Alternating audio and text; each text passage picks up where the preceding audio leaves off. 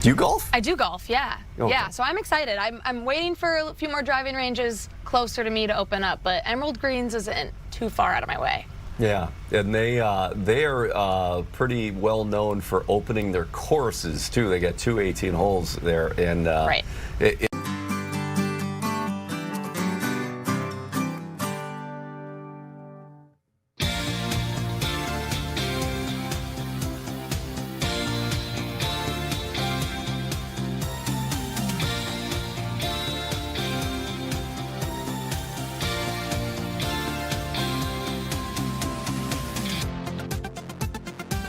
Hello there. It is Wednesday, March 4th, and this is the afternoon shift. I'm Adam Lorenz. We're so happy to have each and every one of you all along on this journey with us today. On this Wednesday, we have an absolutely jam-packed show filled with some live events, live in-studio guests, and some Zoom guests. If you were watching us yesterday, we were at a House committee hearing for about the first hour and 50 minutes of the show. So a lot of the guests that we had yesterday, we are going to hear from them today. We're so excited to chat with them.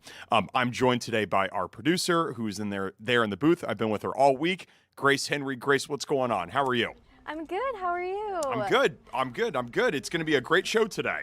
Yeah, it will. It sure will be. And I know we wanted to get into some headlines, but actually the first hearing that we wanted to get to is convening right now. So let's take a listen in, and we're going to hear all about this bill that's being introduced that would limit screen time for preschoolers and kindergartners. Perfect. And she is our first bill author today. Welcome back to the Education Policy Committee. And while you're getting settled, I will move House File 3776 before us. And I understand there's an amendment you'd like to offer. Yes. So I will move the A2 amendment. And can you please speak to the A2? Yes. So the A2 amendment clarifies some of the language around IEP and 504 plans and when students can use these devices as their plans dictate. Any discussion to the A2 amendment? Seeing none, all those in favor, please say aye. Aye. All those opposed, please say nay. The A2 amendment is adopted. Representative Sensor-Murrah, to your bill. Yes. Thank you, Madam Chair, Co-Chair Bennett, and committee members. Happy to be before you today to talk about HF 3776, which I really see as a conversation starter about a really important topic, which is screen time and how it impacts our youngest learners. At the legislature over the last couple of years, I think we've had a really robust and rich conversation about cell phones in schools. We've heard a lot from students, from parents, from educators about the impact of cell phones and device and technology use while at school, particularly the impacts of social media on students' mental health. And I think we have made good progress of asking all schools to have clear policies around that and really looking at the way that cell phones are impacting our children's learning. I think we need to have a similar discussion about screen time, even if it is screen time that is directed by a teacher. Currently, our statutes just say that students in a publicly funded, program for preschool or kindergarten can use a tablet if it is basically teacher directed. It needs to have teacher engagement. And I think that right now that is really broad. This issue became important to me because I have a rising kindergartner, and when I was going around looking at both pre-K classes for him and kindergarten classes, I was just really surprised by the number of schools that were having our youngest learners, pre-K and kindergartners, on devices for a portion of the day. And so I started having conversations, with teachers and educators and students about this, and what I heard again and again was we came out of the pandemic. A lot of schools had to invest in one-to-one devices. A lot of teachers had moved part of their curriculum online as they had to when we were in remote instruction. And then when students came back into the school building, we just kind of continued to utilize these devices, some of this online curriculum, without necessarily, I think, giving it the due diligence and thoughtfulness that it needs. There's a lot of research that shows us that the benefits to our youngest learners of screen time do not outweigh some of the negative consequences, things like delays in development, lack of ability to pay attention in school. I also think we know that if we are having kids on screen, it competes with other important things they could be doing, like going outside, learning social skills, getting physical activity. And so I've also heard from teachers that say, I would like more direction about screen time. I think another concern that I've heard is that sometimes there is curriculum that is mandated by a school or a school district that mandates that teachers have their children on devices for part of a day.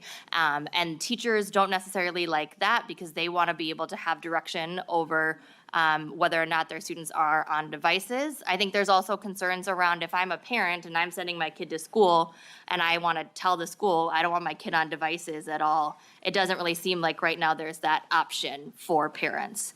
So I think that, we could have a robust conversation about screen time at all grade levels. I wanted to start with just our youngest learners because I think the evidence is there that they are the ones that are most negatively impacted by screen time. So I have a couple testifiers with me today. I think you also have a note of support for the bill from a physician and look forward to conversations about this important topic. Thank you.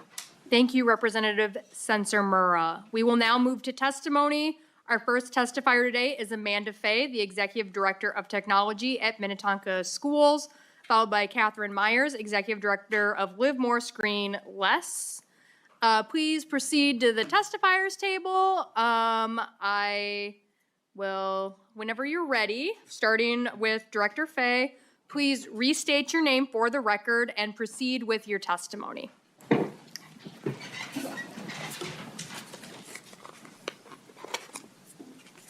Amanda Fay. Welcome to the committee. Please Thank you. proceed. Hello, Madam Chair and Education Policy Committee members. My name is Amanda Fay. I'm the Executive Director of Technology for Minnetonka Public Schools, a member of the Minnesota Association of School Administrators, and the Secretary of the Consortium for School Networking of the Minnesota chapter. I have served in a variety of roles in K-12 public education. As a former, I consider myself forever, English teacher, technology instructional coach, director of instructional technology, and now executive director of technology, working closely with teachers in all of these roles. Thank you for the opportunity to provide testimony. I am here today to share with you how HF 3776, as currently drafted, would impact Minnesota's public schools. While I and many educators I work closely with fully support research-based monitored screen time for our youngest learners, the current law already effectively addresses concerns regarding unsupervised passive use. It is important that you have the opportunity to hear about the difference between passive screen consumption and intentional, standards-based, monitored, guided learning that involves digital media technology. A blanket prohibition on digital media technology in pre-K and kindergarten would create a direct conflict with existing state mandates and would take away the professional judgment of experienced and knowledgeable teachers across the state. The state currently mandates in the English language arts standards that early educators teach specific technology integrated benchmarks. One example of this is the strand of listening, speaking, viewing, and exchanging ideas.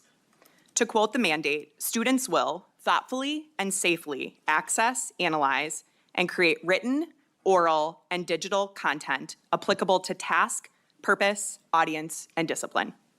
This standard explicitly requires, with prompting and support, students will create an individual or shared multimedia work for a specific purpose. Example, to share lived or imagined experiences, to present information, to entertain, or as artistic expression, considering digital footprint, and to create written, oral, and digital content that communicates knowledge and ideas in a variety of presentation styles with prompting and support. This is one example of one standard. There are more. Both of these benchmarks carry an asterisk indicating direct alignment with state computer science standards. My question to you is, how can we legally require kindergartners to create digital content and learn about and understand a digital footprint while simultaneously banning the digital media they need to accomplish that? Further, to comply with existing one-to-one universal screening requirements of the READ Act, school districts in Minnesota rely on recently state-approved one-to-one adaptive digital screeners. Banning digital media also bans these tools and forces school districts back to square one. Paper assessments may be an option. However, it's important to consider that one-to-one paper administration of screening our students takes hours of valuable instruction time away from the classroom, in addition to added costs for curriculum and staff time. The bill before you also creates an accessibility barrier. By only allowing screen use for students with an individualized family service plan, an individualized education plan, or a 504 plan, this legislation would effectively remove core universal access accommodations meant to be accessible to all. Tools such as speech-to-text, closed captioning, and screen magnification are universal supports that are digital and require student screen use. A teacher should not have to wait for a formal process to provide a temporary bridge for a kindergartner who needs this help now. Additionally, the drafted changes to HF 3776 are an erosion of local control. Our teachers are highly experienced and knowledgeable professionals. They know how to run a classroom, and they know what is best for our children. They are the boots on the ground doing the hard work in the classroom day after day. They know how to balance a tactile, hands-on learning environment with an interactive digital media station to differentiate instruction for an entire class of students at once. A blanket ban of technology use for our youngest learners would remove the accessibility of our state's teachers, the ability of our state's teachers to make professional decisions about the best tools for their students at any given time. And it would remove local school boards' abilities to meet the needs and wants of the constituents of their school districts. Please consider how important it is to trust our teachers. Please keep these decisions at the local level. Thank you for your time. Thank you for your testimony. Next on my list is Catherine Myers, the Executive Director of Live More Screenless. Please restate your name for the record and proceed with your testimony. Catherine Myers. Good afternoon, Chair Jordan and members of the committee. It is nice to be with you this afternoon. I am the co-founder and executive director of Live More Screenless, a Minnesota-based organization. I founded the organization in 2019 after spending 25 years in the classroom as an English teacher. Oh boy. Our mission is to promote digital well-being for and with young people. So it is with our mission in mind that I come before you to support House File 3776 and to encourage you to create further legislation that is comprehensive and holistic approach to support the digital well-being of Minnesota students. Students arrive at school already dependent on screens and tablets. According to a Pew 2025 research study, the following age groups own a tablet: under age 2, 3 in 10. From ages 2 to 4, 6 in 10. From ages 5 to 7, 8 in 10. With 9 in 10 reporting that their child watches YouTube, with half of them saying that they watch YouTube daily. 50% of that age group, 5 to 7, engages in gaming, with 3% saying their child in ages 5 to 7 engages with an AI chatbot.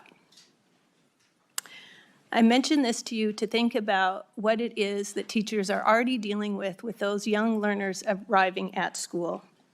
Screen-free time is essential to child development.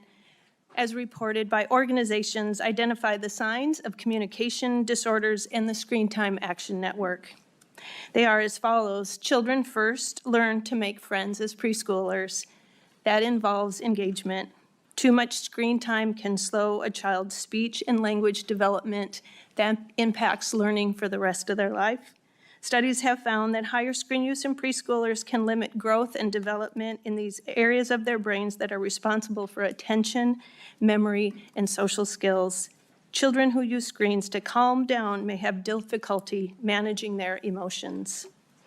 Trained educators understand child development and what screen time might be replacing.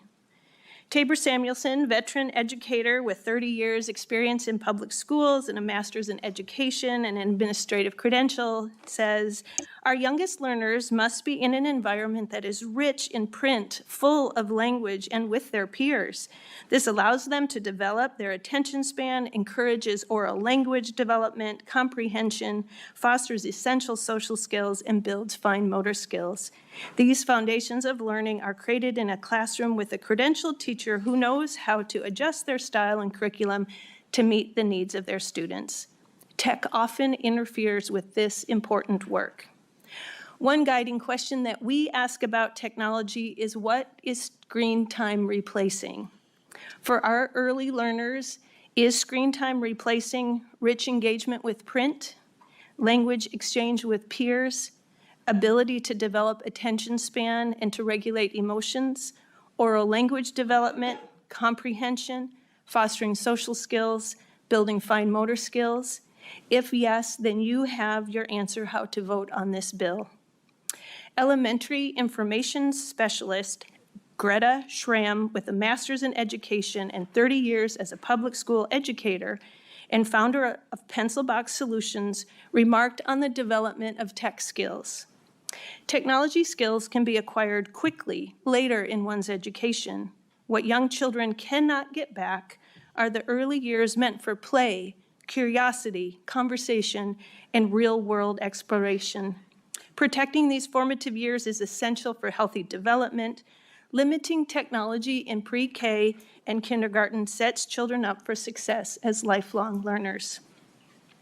Live More Screen Less first engages with young people in conversation about their tech use and by creating spaces for listening.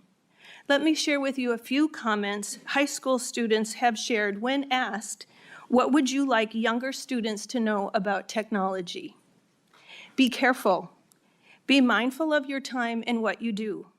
Have more fun than being on your device. Be careful with what you consume online. Be aware of the real world. It's really easy to lose track of the real world. Be aware of the relationships you are making online, but be more aware of your relationships in real life.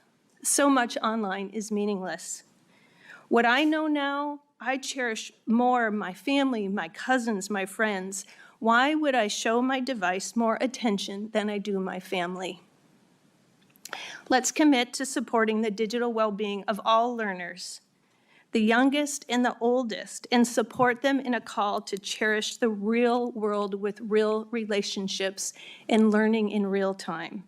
Technology can wait, childhood cannot. Thank you. Thank you for your testimony. And with no more public testimony, we will now move to member questions.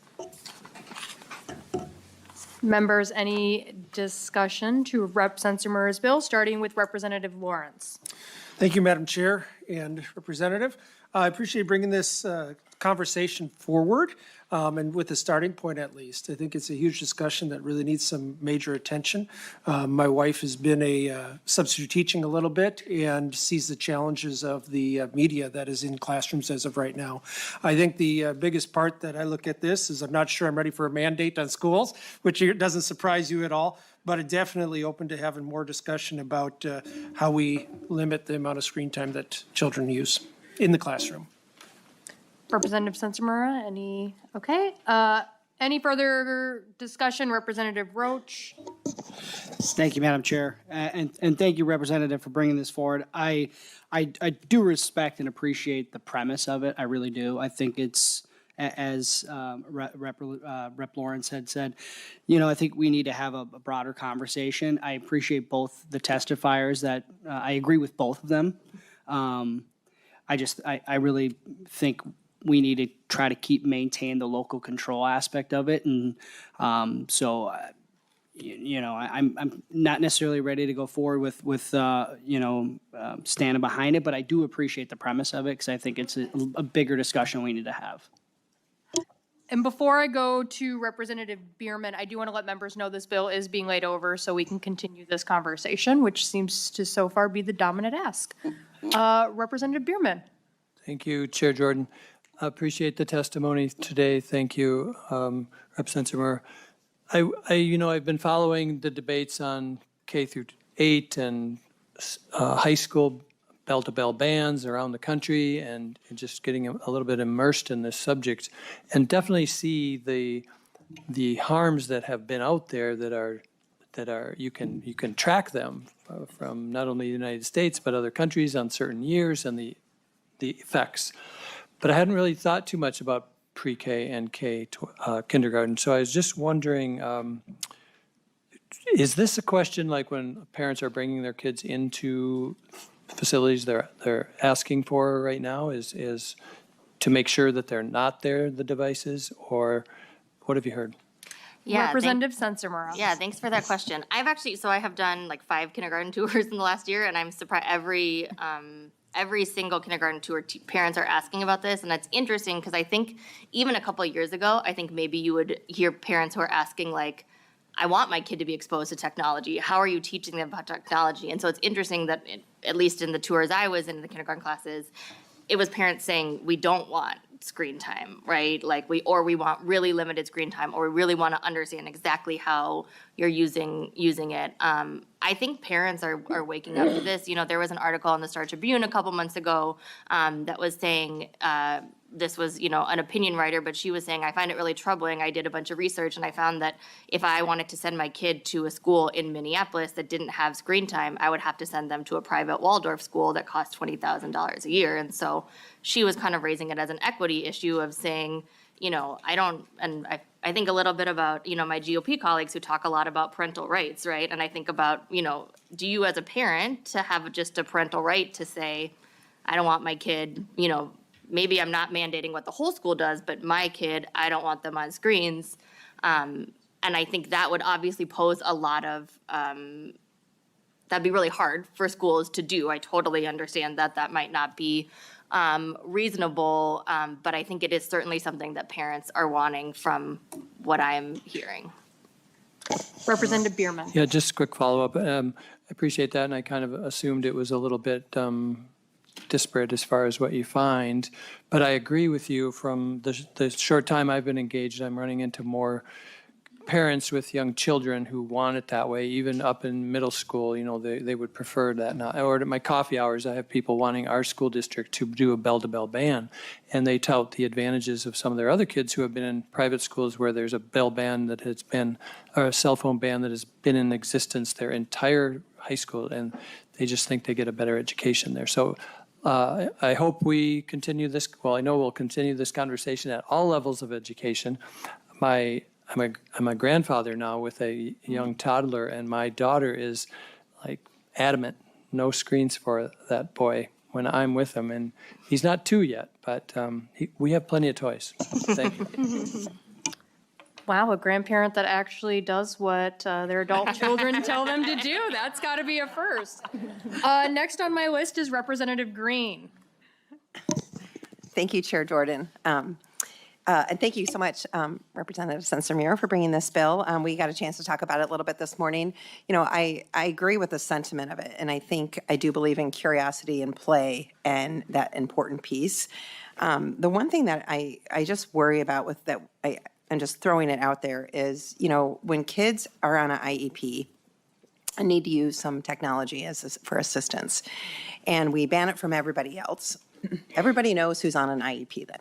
And I just want us to be really careful when we legislate and when we talk about this, because it's, no matter what your age is, it's hard enough to be the kid that gets pulled out. We talk a lot about that with lunch, universal meals, like everybody in. So I'm just throwing that out there. I think it's something that as we talk about this, how do we protect those kids that really need it? And, a lot of times disabilities are invisible. So you don't know what's going on, and people don't, they have a right not to have students know what they're up against. So that's just food for thought. Representative Sensenbrenner. Great. We will move on to Representative Hill. Thank you, Chair Jordan, and thank you, Representative Sensenbrenner, for bringing the bill. Thank you to our testifiers. Like Representative Roach, I agree with both of them. And I operate in a high school setting and have for a long time. And this was the first year that the school I work at decided on a bell-to-bell ban. And it was a startling and incredible difference that ban made for our high school students being banned from cell phones, not all devices. And, you know, students were more engaged, students were socializing more. There was noise and laughter in the lunchroom again. It was wonderful. I think it's important that we have this ongoing conversation at all levels, like Representative Bierman says, and look forward to continuing the dialogue and moving this issue forward to the forefront. Thank you. Thank you, Vice Chair Hill. Representative Fogelman. Thank you, Madam Chair, and thank you, Senator Mira, for bringing this forward.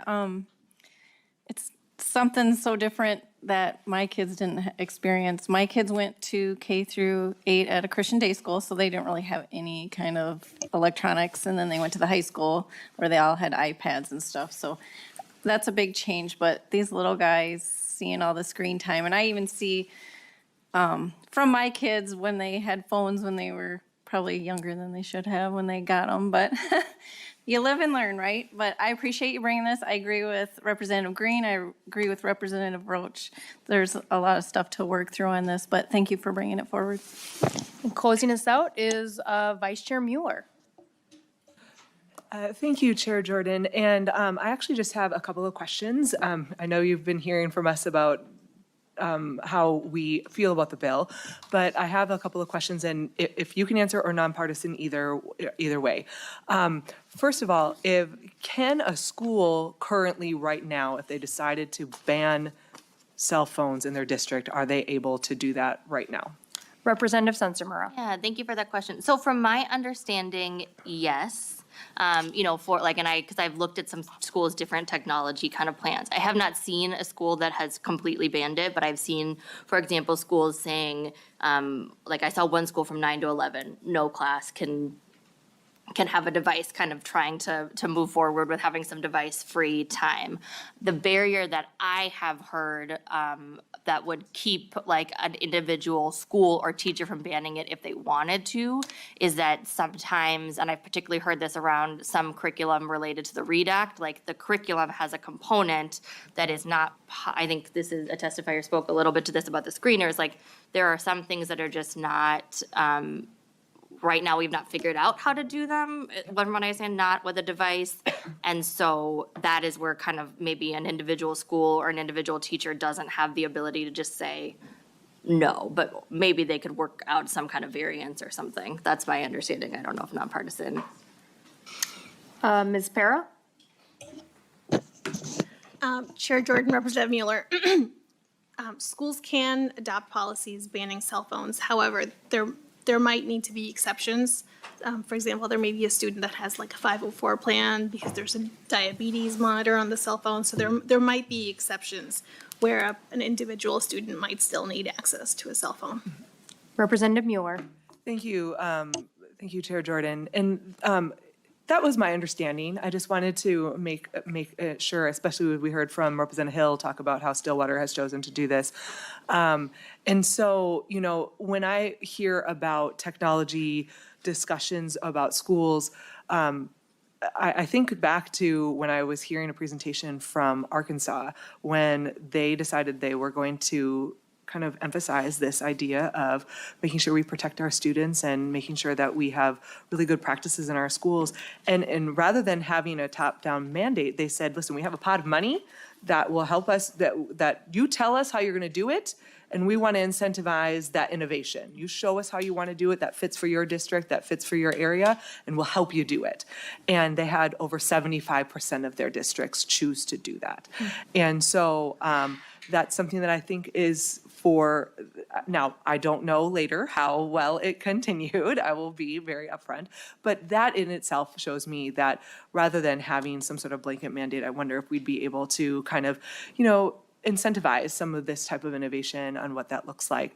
My last question, Chair Jordan, and thank you so much for your patience, is I get very nervous when I hear about parents feel uncomfortable about asking to be opted out of technology or certain assignments. As a person who taught English for several decades, we have to, I remember one of the years that we adopted a curriculum that used all of this technology, and it was counterproductive. It was horrible. I hated it. And so I chose to do other work around it because I didn't like it at all. But I've also had parents come and talk to me and say, hey, I don't want this to happen here. And so just currently, if a child and a parent does not want their child to use technology, do they still have that right to say, I don't want that to happen. Can I opt out of my kiddos for this?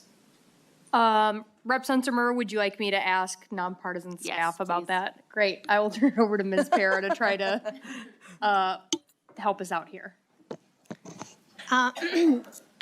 Chair Jordan, Representative Mueller, I'm not aware of any case law on that or any, it's not a religious, if you're looking sort of a religious situation or within the framework of sort of established rights, I'm not sure where that would fit in. Representative Mueller. Thank you, Chair Jordan. And so I saw it as more of like a curriculum type thing that you could opt out of a certain, like, I didn't like this assignment type thing. And I've done that for other students as well. So, gosh, as a person who has had to teach in a school where they've banned cell phones and then they just went on their laptops, it's a thing that is really difficult, and it's something that we really need to have a conversation about. The way that it's currently written, I would really like to have more conversation about it, but it's something that I've been really, I myself as a teacher have been something that we've been having a lot of discussion about. So thank you for bringing it forward. I still think that schools can do this already, and so maybe unnecessary as we're talking right now, especially since I think we had legislation just last year or 2 years ago that said that schools had to adopt a technology or cell phone policy. So, I mean, I think we've already started moving in that direction, but really excited to continue that conversation. Thank you, Madam Chair. Representative Sensenmer, any closing remarks? Thank you for the discussion. I really do believe that our concerns about kids and screens and cell phones and the impact of social media and big tech is a bipartisan issue.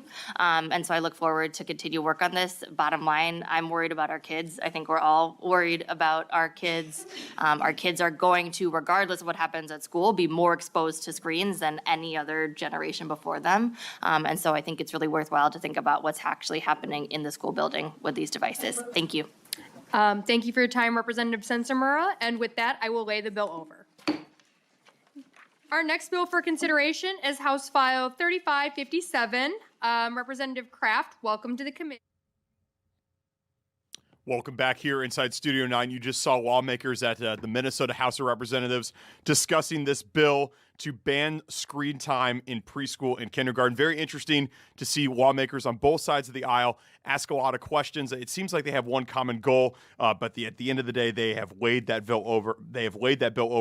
There is no vote on that bill.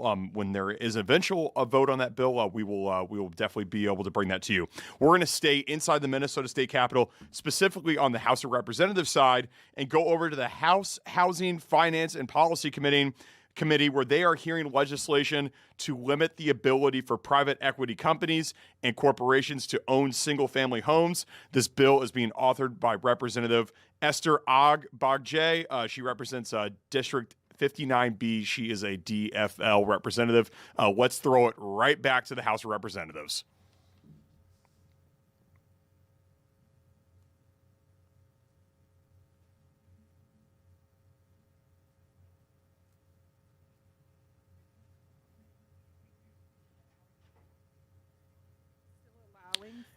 And I apologize. This is not the House 4. This is the House Housing, Finance, and Policy Committee that we're watching right now. Let's tune in with what they're saying. Next up, we have Mark Bruner, Minnesota Manufactured Home Association.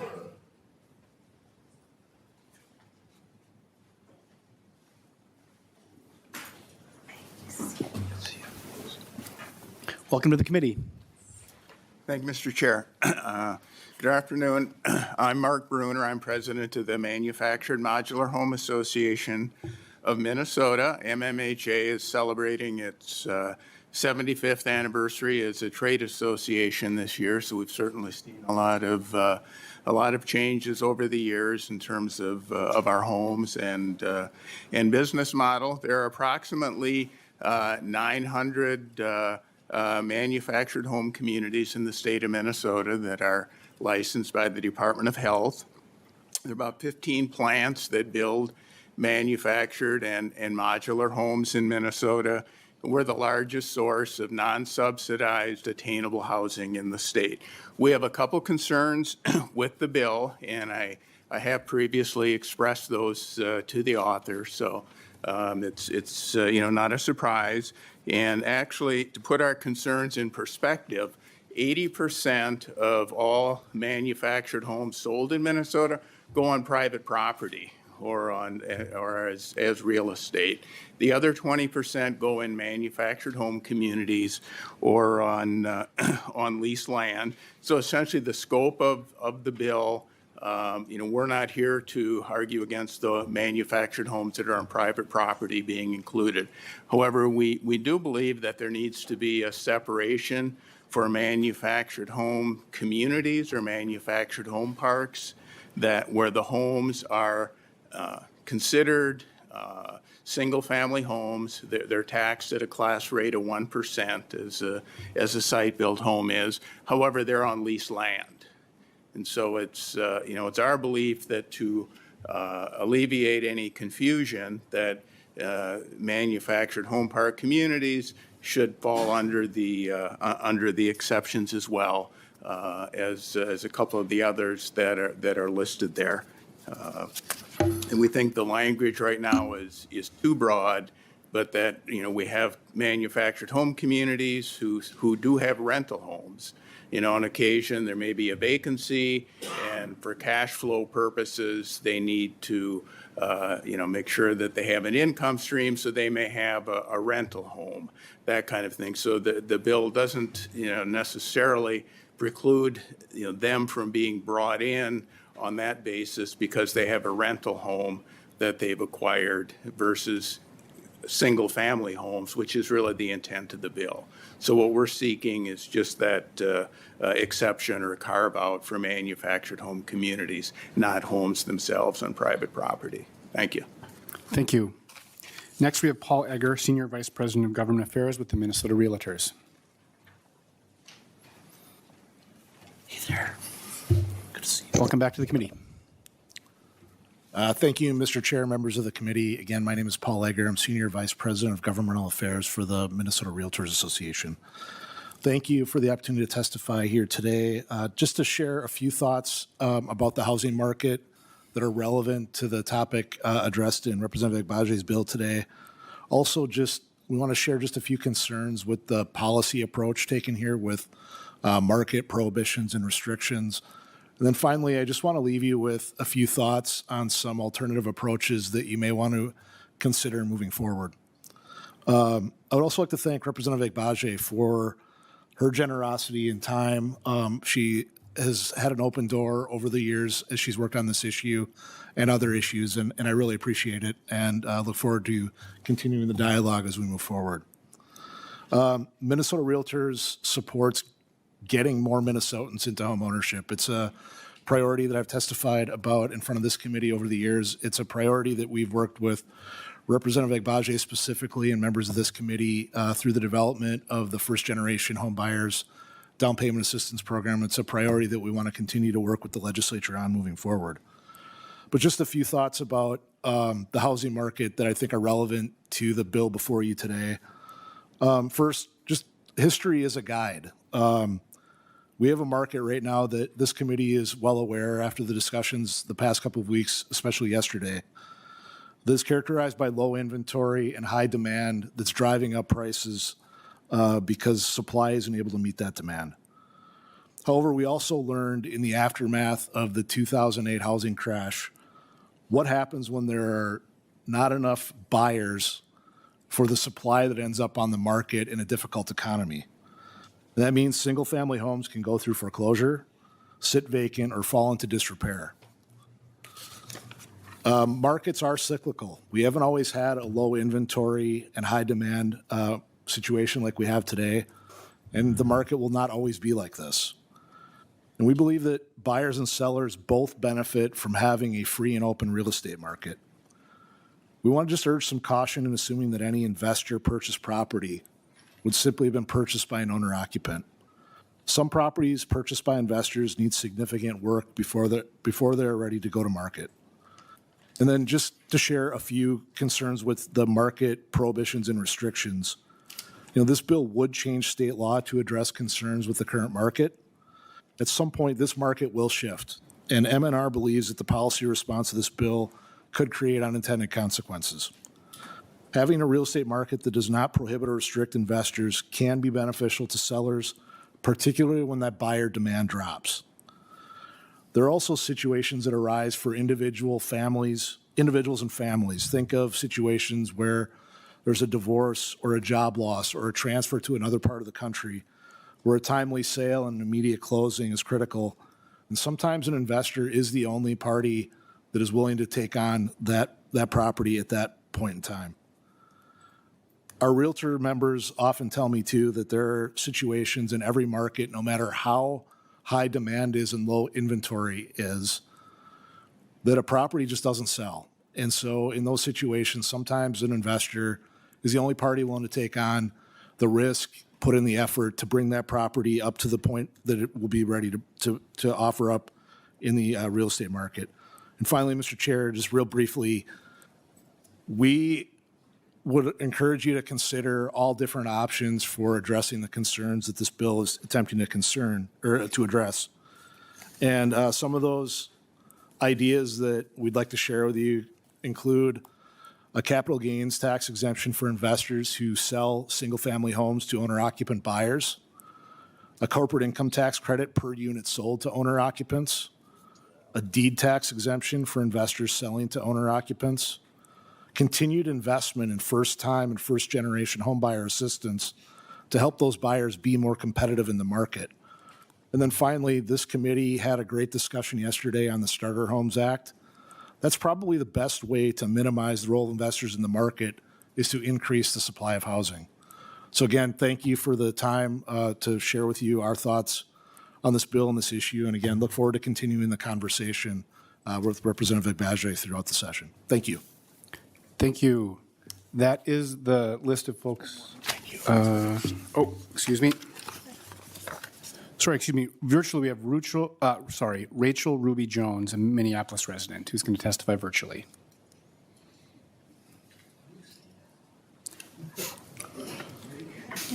Hi, good afternoon, Chair Howard and members of the committee.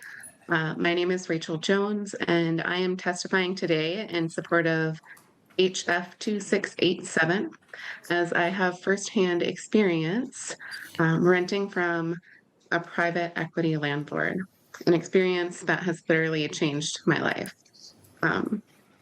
I signed a lease with Havenbrook in February of 2019 to move into a single family rental home in North Minneapolis, even though it was apparent that the property was not well cared for. However, I was in a vulnerable position. I had a toddler, I was pregnant, and was finally leaving an abusive relationship. I needed stable housing quickly, and I felt I had few realistic options. Welcome back here inside Studio 9. We were just at the House Housing, Finance, and Policy Committee where they were hearing legislation to limit the ability for private equity companies and corporations to own single-family homes. We're dipping out of that because we have two very special guests that are going to be coming in studio right after this commercial break. Yes, Grace? Yeah, I just wanted to jump in and say we were listening to that hearing. Paul and I are going to stay across it so that hopefully we can bring the news of whether it passed or is being, being pushed back. So we will have the information regarding that House File 2687, but we did want to move on to Pierre and Jim. Yes, Pierre Nugent, Jim Rich. We're going to be talking J.J. McCarthy, the Boys State Hockey Tournament, which kicked off today in St. Paul. And like Grace said, we will be keeping track of the vote on that bill. So when we have that information, we will pass it along to you all. But in the meantime, we're going to go to break. And when we come back, Jim Rich, Pierre Nugent on J.J. McCarthy and the Boys State Hockey Tournament. This is the afternoon shift. We'll see you right after this commercial break.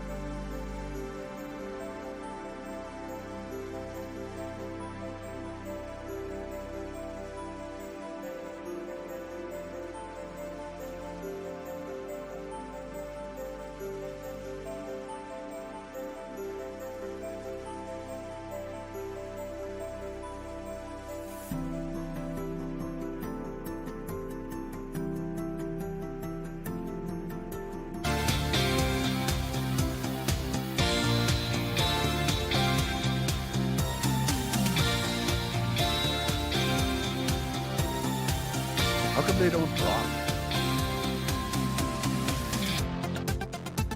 Welcome back here inside Studio 9. I'm so pleased to have two very special guests with me today, both from the Fox 9 Sports Department. No, we just crashed this. Okay, you didn't invite Pierre because he felt bad upstairs. I said, "Hey, I'm on the afternoon shift today." He goes, "What?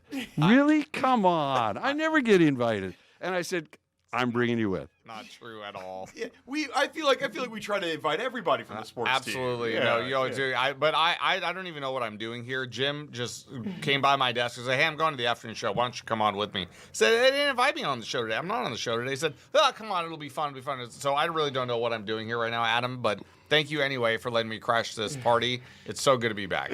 Well, when Jim says you got to come, you got to listen to Jim. So, Yeah. Jim, I appreciate that you extended that invitation. That really. Oh yeah, well, I mean it's power packed once Pierre shows up. Well, it's great to have both of you here to talk. We're going to start with J.J. McCarthy because one of the biggest storylines coming out of the NFL Combine in Indianapolis last week was the Vikings' status with J.J. Is there a breakup coming? There's a lot of people that think that it's over. There's a lot of people that think it's done. I mean, what do you all think?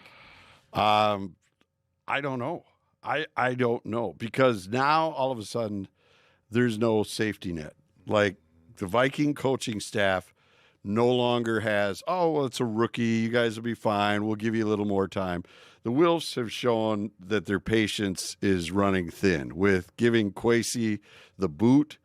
It's like, okay, you guys figure this out. So they're all saying that it was Kwesi. He's the one who did all this. Oh, we wanted this, we wanted that. But Kwesi said, no, he was the fall guy. Well, the fall guy is gone, which means you're next. Mm-hmm. So I think that's a really good point. He definitely what Jim said about the Wilfs. He's absolutely right. Their patience, I would have to imagine, is definitely running thin because it is championship or bust in their mind, especially after all the years with Mike Zimmer. They were competitive with Mike Zimmer, of course, make no mistake about it, but they want to get to that next level. Is J.J. McCarthy going to be ready to be the guy to get them to the next level? I think the jury is still obviously out on them.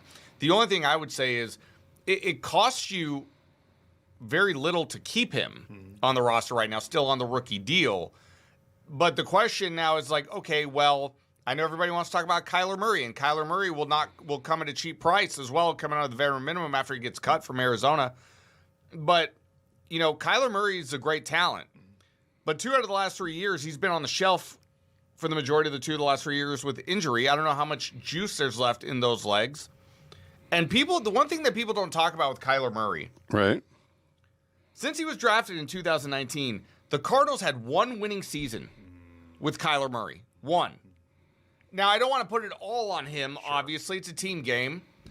But that still tells me a little something. So why should I have to be out in a hurry to go get Kyler Murray? Yeah. I'm not. If somebody else wants to bid for him, you go right ahead. We might be in the mix.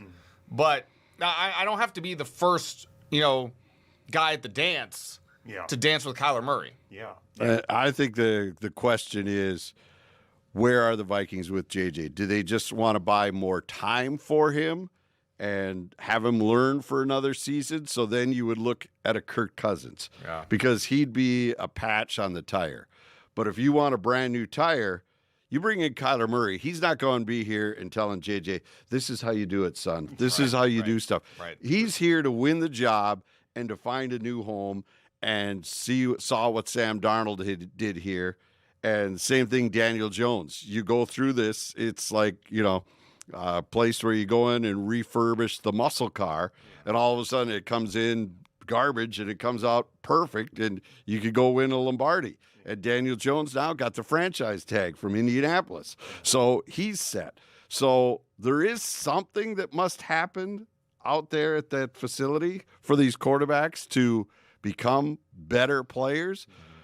But I guess they have to decide, all right, are we trying to restore JJ, or I should say just make JJ instead of restore him?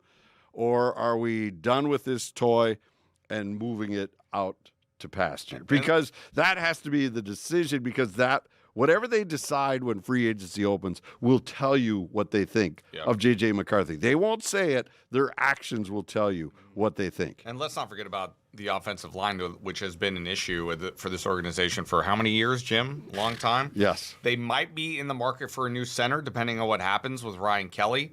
We still don't, Christian Darrisaw began the year hurt, was in and out of the lineup. We talked about it in the Vikings Now podcast at the end of the season. It's a must-watch, by the way. Yeah, absolutely must-watch. Is Christian Darrisaw going to be the same Christian Darrisaw pre-injury? Will he get back to that form? I don't, Christian Darrisaw is a hard worker, very talented guy. I have no doubt that he's going to put everything into trying to get back to being completely 100%. But that's still a question you have to ask yourself. And if those two guys, the center, left tackle, if those two positions aren't making you feel great, then what does it matter which quarterback is back there? They're just going to have a hard time no matter who it is. So that's also something to keep an eye on as well. What do you think the pulse of the Vikings fans is right now? Do you think people are done with JJ? How do you think people maybe see last season as they see Sam Darnold win the Super Bowl with the Seahawks, and they see wasted season we had here? That could have been us. I think it turned out that way because they didn't have an insurance policy. I complained about that at nauseum, that there was season prior, even when Sam Darnold was here, you were talking about yes, that. you have to have a capable backup in the NFL. If you have a team that is loaded as this is, and the Vikings, I think, thought they were on the verge of their Super Bowl window being open when they spent all that money. They spent, second most money in free agency last year? You don't do that if you're having a rookie quarterback that's going to have growing pains and, we'll see where he is. They thought that he was going to step right in and blow the doors off and be the guy to ignite this team, because they could have spent the money on Darnold. At first we were, I didn't realize how much money they had, because when we were saying that, Darnold, $50 million, that's a lot. Not when you spent over $300 million on free agents. $50 million is nothing. So that could have been figured in. I didn't realize that they had that much money to spend. And he signed him in Seattle for less. I think, what was it, 3 years, $100 million, I think it was, or 110. Yeah. So it comes to an average of around a little over $30 million a year for Sam Darnold, which is a bargain for a starting quarterback in the league these days. Sure. A Super Bowl winning quarterback. Yeah, on top of that. no question about it. So to answer your question, I don't get the impression that fans are done with him just yet. Yeah. It's definitely more of a, all right, dude, you better get things together now going into year 3. Year 1 is obviously a wash injury, missed the whole year. Yep. Year 2, in and out of the lineup with injury. Toward the tail end of the season, I thought I saw some improvement in some of the games, the last handful of games. But listen, you better flip a switch and flip it fast. That's the impression I get from fans. I don't think they're completely done with him yet. But, man, you've got about a 6-8 game window to start the season next year that if you don't show us something, you're getting the hook right away, and it's going to be done for you here. Yeah. We'll see what the Vikings end up doing. Like you said, Kyler Murray has been a hot name, and I know the Cardinals are going to release him. So there should be a lot of steam coming out of the Vikings hot stove before the NFL draft, which is just like, what, 5-6 weeks away? I mean, it's coming up. The draft, the draft is late April. I believe April 25th. Yes. 25th, and of course free agency coming up. March 11th, the new year begins, and Monday the opening of legal tampering, which is an oxymoron. Yeah, but, very strange. But like Jim was talking about, the money that the Minnesota spent, because of all that money that they spent, now you've got to find a way to gut you got to either trade guys, shake guys down for money, cut guys. You have to get cap compliant. We already saw it with Aaron Jones. Jonathan Grenard's name has been floated out there. that one hurts. That would if be Grenard walks away, that hurts. That'd be a tough one. Even though I know some people are thinking, well, Dallas Turner showed things. I mean, listen, there's one thing I don't want to be lacking in the NFL. It's pass rushers. Sure. Good pass rushers. Sure. So, and he's a greater human being. I mean, he was a real glue guy for that defense, like Harrison Smith was. He's at that level. So is Aaron Jones. So you're losing a lot of leadership if all 3 of those guys don't return. Definitely. The glue guys are so important, and that's not a stat that you could put into a stat book or anything like that. So thank you for bringing that up. Let's move to hockey. Let's go over to St. Paul, the state boys hockey tournament. You know, maybe somebody's unfamiliar with the tournament, and people know about the hair, whatever. What makes this so special to Minnesota, the boys hockey tournament? Because it is. Because it's the fabric of the state. It's these small towns. Minnesota is the only state that its major production of hockey players comes through youth community programs. It's not checkbook hockey in this state yet. What do you mean checkbook hockey? Well, you go out east, you pay to be on teams, you pay to go to this academy, you go to another developmental school, you're paying. Here, you play high school hockey for free. Sure. That's part of the curriculum. The youth, the little kids, it's very inexpensive compared to other places in the country. I can hear the hockey parents out there right now. You know how much I spent last year to go to Moorhead for a tournament? Then we were down in Laverne. Are you kidding? But if you did that out east, it would be way more expensive. So it's a grassroots.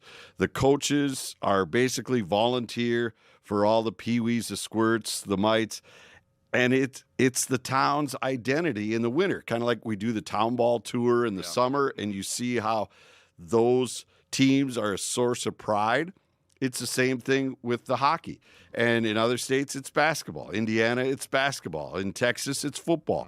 But that's what the state high school hockey tournament is for these towns. So when they get a chance to go to the big city, play under the lights, play in an NHL building, there's nothing that could top it for these kids. You know, when I was growing up in California, I remember this very vividly. At 15, 16 years old, I was reading an article in Sports Illustrated. They had a big spread in Sports Illustrated about the Minnesota boys high school hockey tournament, and how I got the impression when I was reading that, how the state practically shuts down for 4 days because, you know, like Jim was saying, the towns, hey, they're going to the arena because they want to see their guys win. And I thought to myself at 15, 16 years old, I was like, that's pretty darn cool.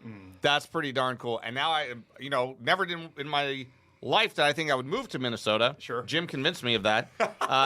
But being here and seeing it in action is pretty darn cool. And I've actually grown at this time of year, I've grown accustomed And it's now become a part of my life, I think, to go to these section tournament games. Yes. The games where guys... They're almost better than the state tournament they games. punch their ticket to state in smaller arenas, and it's packed, and everybody is really into it. The student sections are really into it. So now it's a time of year where I really look forward to the section tournament, the round right before state, every single year to see the excitement on these kids' faces punching their ticket to state. It's a lot of fun.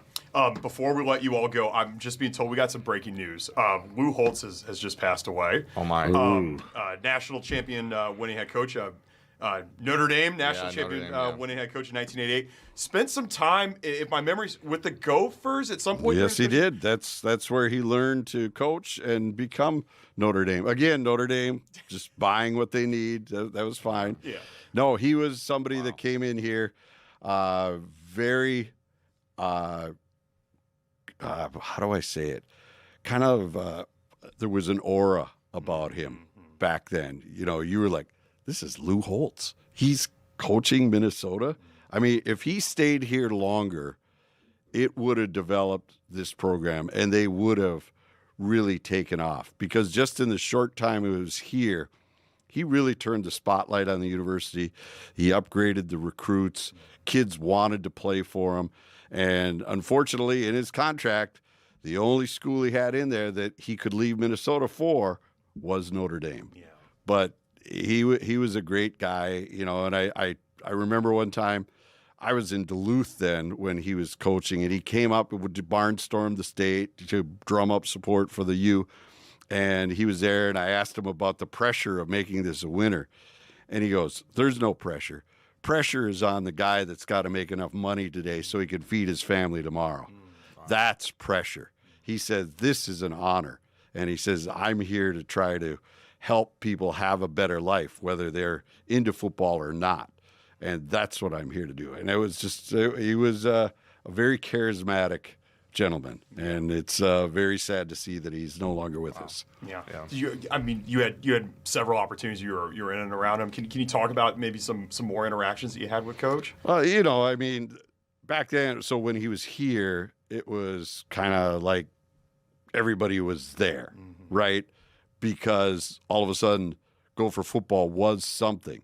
And so you didn't get one-on-ones with Lou Holtz. That was not happening. It would be, you know, a room filled with reporters, and I mean filled. There'd be a row of cameras in the back, and there'd be chairs, and there'd be 50 people in there, and he would just have his press conference, you know. So as far as personally getting to know him, I didn't cross that barrier. I wasn't lucky enough to, but you could tell he was a person that you wanted to listen to, right? You didn't want to hear it end. Kind of like when I met Arnold Palmer one time. He was here for the TPC when they had the seniors tour. And you got to sit down and chat with him. He was great. And Arnie's Army, right? And it's because people just wanted to listen to him talk. And they followed him around the course. And I ended up just following him for 3 holes, just on a practice round. And he was great. He was talking to the people. He was energetic. He was engaging. And people just couldn't get enough of it. And that's kind of the personality that Lou Holtz had. Great transition with Arnold Palmer. Arnold Palmer and Lou Holtz were very close friends. This week, the Arnold Palmer Invitational going on down in Bay Hill. Both Arnold Palmer and Lou Holtz were members at Augusta National. And not to say I had an extensive conversation with Coach Holtz, but I did meet him one time at Augusta National Golf Club, which is like a really special place to meet somebody. Yeah. Him and Jimmy Dunn. It was a little. I got introduced to the Notre Dame guys there, and that was a really cool thing that I got to do, cool. And I'll never forget that memory. So, rest in peace, Coach. We're thinking about you here in the state of Minnesota. Obviously, my alma mater's community, the University of Notre Dame, is really thinking about you. Arkansas, where he had tremendous success down there too. They're thinking of South Carolina. They're thinking about him. His son, obviously as well. Age 89, Coach Lou Holtz has passed away. Jim, Pierre, thank you all so much for being here, and thanks so much, Jimmy, especially for sharing your stories about Coach Holtz. We really do appreciate that. Thank you. Well, thanks for having us on. Thank you. Way to take the invitation and show up. That was good. Thanks for having me, everybody. Thanks. We're going to go to commercial. When we come back, Google is opening up a data center in a small town near Rochester called Hermantown. Manjeet Rege, he's a professor at the University of St. Thomas. He's going to be telling us all about this Google data center. That's coming up right after this. Don't go anywhere.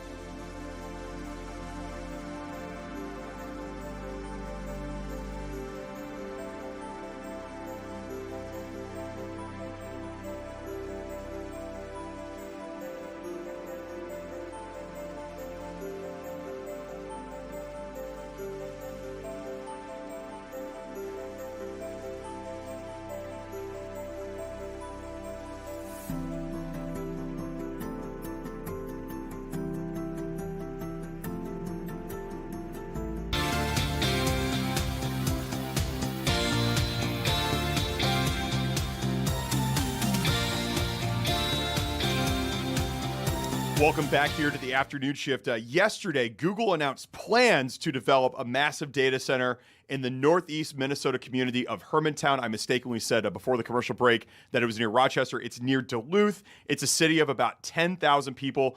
Google calls it, quote, a natural fit for this project. Joining us now is software engineering and data science professor at the University of St. Thomas, Manjeet Rege. Professor Rege, welcome back to the afternoon shift. How are you? I'm doing well, Adam. Thank you so much for having me. Thanks for coming back on. Before we get into all the specifics about this proposed data center, can you tell people what exactly is a data center? Sure. When you think about our lives in the past 5 or 10 years, it has become a lot more digital than ever before. So whenever, companies try to move to the cloud, well, cloud is as much on the ground as you can imagine. So data centers are thousands of servers in a windowless building that not only store data, they serve data very, very quickly, as well as they provide large amounts of compute as well. And the AI in the past couple of years have only kind of accelerated that demand as well. Yeah, I want to get into the AI component. And when we had you on the show last week, we were talking specifically about AI. So how is artificial intelligence linked to these data centers? Yeah. So, well, first of all, AI is one of the drivers behind the big demand for data center. It is not the only driver.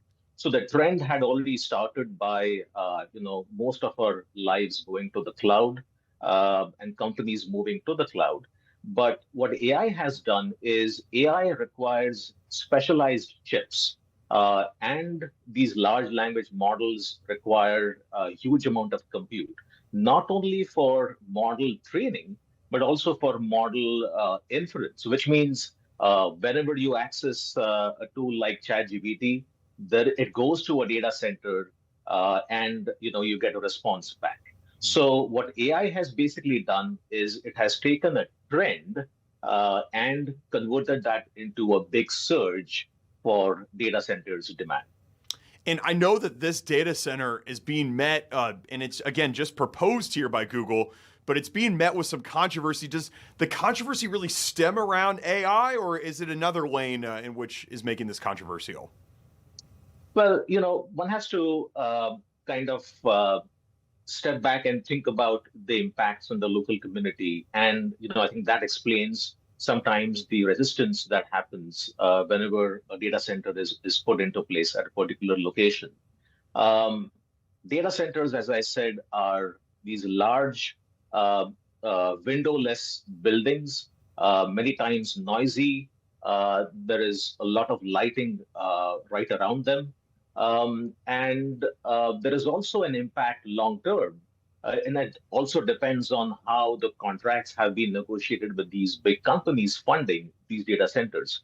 Impacts on, cooling the data centers, because when you think about these specialized chips, AI chips that generate a lot of heat, and some of the cooling techniques are either through air cooling or through water cooling.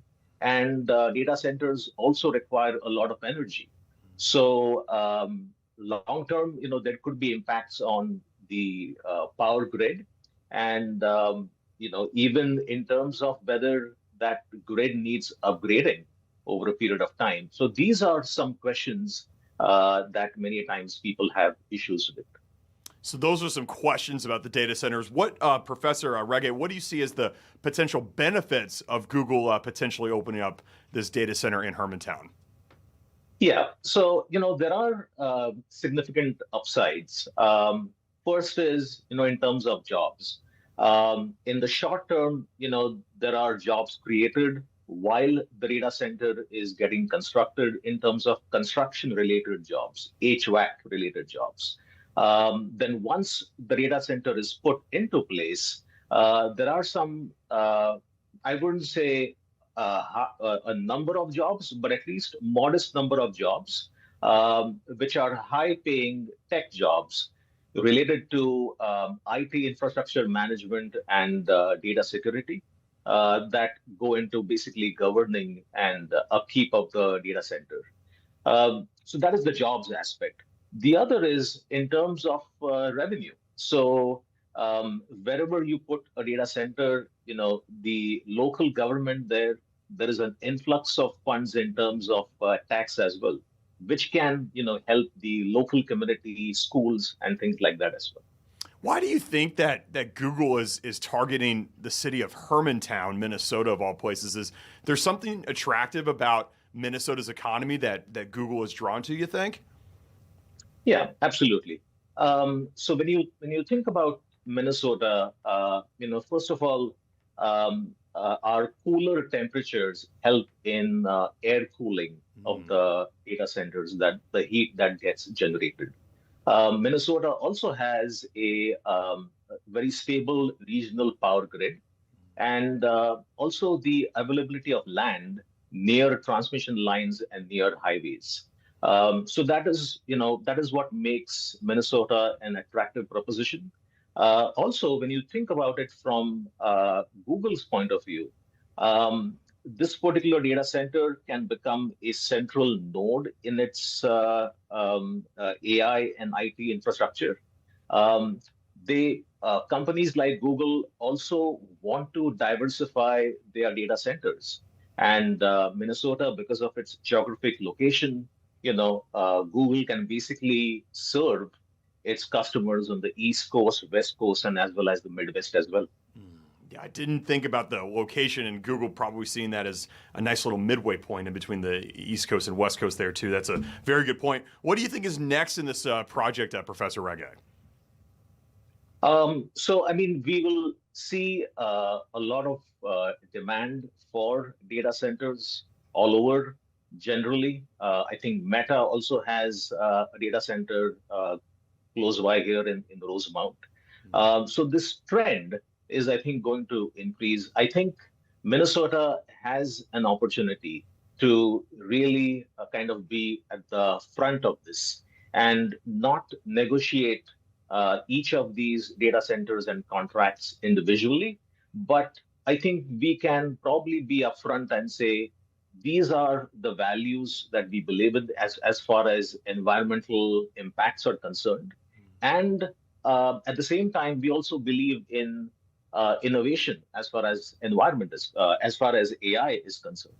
So I think if we do something like that at a state level, it would be a lot more. It would be equal across the state as opposed to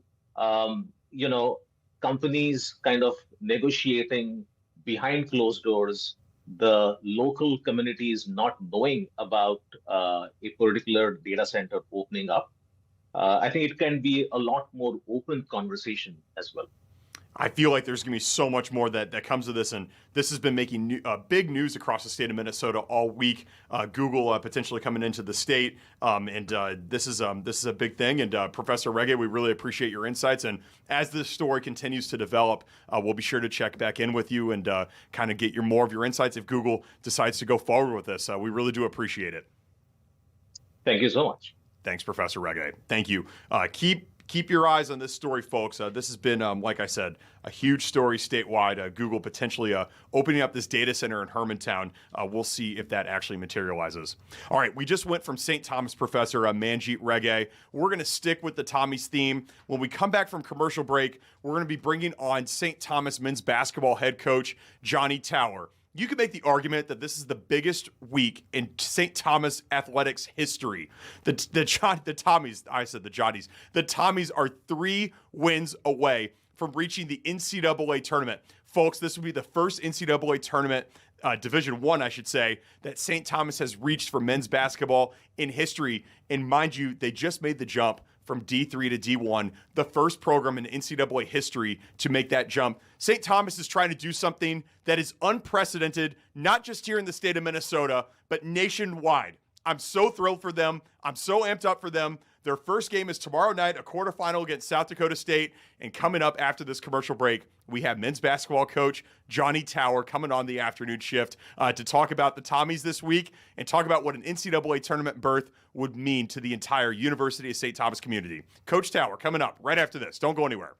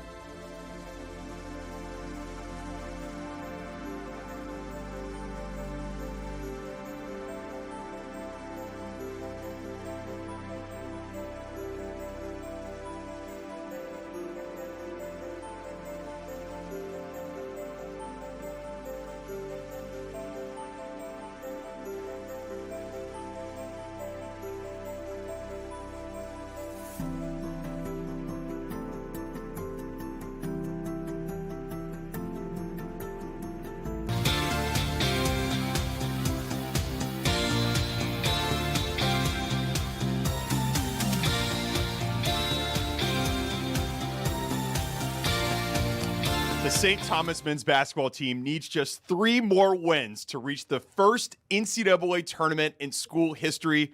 You could say that this is the biggest week in Tommies athletics history. They kick off their Summit League tournament tomorrow night in a quarterfinal matchup against South Dakota State. And right now, I think the St. Thomas men's basketball team is on the bus, headed to Sioux Falls, where that Summit League tournament is going to be played. And joining us from the bus is St. Thomas men's basketball head coach, Johnny Tower. Coach Tower, good to see you again, my friend. How are you? Hey, what's up, Adam? Great to be here. Yeah, appreciate your flexibility. We're on the bus almost in Sioux Falls, so I got my 4-year-old next to me. Hopefully she'll behave herself. Yes. I'll give you a quick peek. That's and excited to talk with you about St. Thomas basketball. It's a fun time of year. It is a fun time of year. Listen, Coach, just 3 more wins. I mean, has it hit you yet? I mean, this has got to be the biggest moment of your career, no? It's certainly an opportunity that's right up there. Our bus driver, Steve's been with us for over a decade. So he was just telling me 10 years ago, we were on the way to the national championship. So this would be something so unique for our university, but I think, the excitement and what you're expressing, and I appreciate your enthusiasm and support of our program. Our guys are acutely aware that all season, the reason we've gotten to 23 wins is they've never looked past any one game. And as cliche as that sounds, we would be foolish to look past anything. We play at South Dakota State tomorrow night. It's not a home game for them, but it'll feel like it with all the Jackrabbit blue in the crowd. And so they're a perennial power. It's a tough draw. And so we've got to be at our best tomorrow night, and it should be an electric atmosphere. So it is as exciting as you say. March Madness is something special in college basketball, and just so grateful to coach this special group of guys. That's great. That's great. I think you made a really nice point there. You don't want to overlook any opponent. South Dakota State, you played them twice this season. You beat them by 5 points. In January, you beat them by 15 points 1 month ago today on February 4th. How are you preparing for South Dakota State without trying to look ahead too much for the rest of the Summit League tournament? Yeah, they're an outstanding program. Really veteran team, 5 guys in their starting lineup who have played there for a while. And so, it's one of those things. There aren't a lot of surprises this time of the year. 3rd time playing somebody. We were fortunate to beat them the first 2 times, but both were absolute battles. And so we're going to have to be tough defensively. They're one of the better rebounding teams we see. And, all in all, at this time of the year, you just want our guys to play fast and free and do the things they've done all year. And they've really worked for these moments. Yeah. You talked about the great regular season that you all had. And of course, sort of the pinnacle of the regular season was playing at your brand new arena, beautiful arena on campus, the Lee and Penny Anderson Arena. The crown jewel of all those games at the new arena was beating North Dakota State last Thursday. That was a nice win, and maybe you'll get to see them again. Summit League tournament. Can you just talk about all the successes of the regular season that you all had? Yeah, in a lot of ways, can you hear me okay? I just want to make sure we're good. Yep, we're good. We're good. Okay, good. I was frozen on my own phone. Sorry for that. I think with only 4 guys coming back with any experience, I think we knew during the course of the year there were going to be a lot of growth moments. I thought our guys, I was so proud of the way they took coaching throughout the course of the year because it's a long season. All of them had new roles. Look at Nolan Minasali, who was a tremendous freshman for us last year. And this year, he emerged as one of the best scorers in all of college basketball. And so I look at guys like that, and even the returners stepped into new roles. And the confluence of that and being eligible for the tournament and a brand new arena and some of the atmospheres that we experienced last Thursday night against North Dakota State was as good as it gets. Our guys played very well. And so they are very, very good at just trying to get a little bit better each day and trusting that process. And, that's hard to do at this time of the year because everybody wants to talk about March Madness. But the reality is we're only guaranteed today. And I thought we had a really energetic practice before we got on the bus. And now our team, it's fun to be on the road with them. They're just they're a special group of guys who are really unselfish and love competing for St. Thomas. And that's great that it's a really special group of guys, and it's good to see that they're locked in. I asked you earlier, has it hit you yet? I'm going to ask you about the team. Do you think it's hit them yet? Because, Coach, and I don't, I know I'm media here, and I don't want to, blow things too much out of proportion, but if you all do win the Summit League tournament on Sunday, you all will be one of the biggest stories in all of college sports on Monday morning. People around the country will be talking about St. Thomas. Do you think the players feel that at all? Because I'm feeling it for sure. I hope they don't feel it too I hope they get to experience that Monday morning. But I think it's like anything in life. You've got to focus on the task at hand. And if we look forward any, even 10 minutes, and really, I think that's part of what's gotten us to where we are is just take it possession by possession. We take really good care of the ball. We're number one in the country in 2-point field goal percentage, which to me really reflects our guys' discipline and toughness, because we're not the biggest team, as you know.